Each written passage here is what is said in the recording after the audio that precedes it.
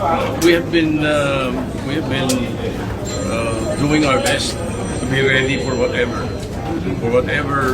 decisions or whatever consequences arise. So whether they vote early, they vote later, they reject it or they approve it, the Senate will do its job. Pero kasi yung pinag-usapan natin SP last week, you are ready for May 11. But for this week, are you ready kung kanyari po i-transmit? Yes, we can. We can be ready for that.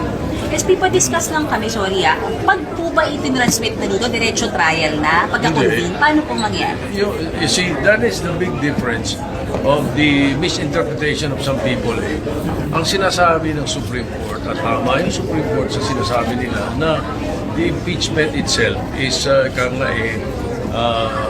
yes, forthwith, but within reasonable time. Okay?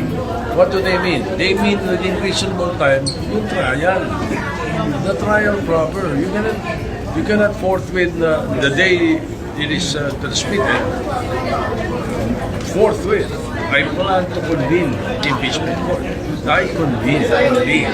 Pero the trial proper will take some time because may mga preparations yan.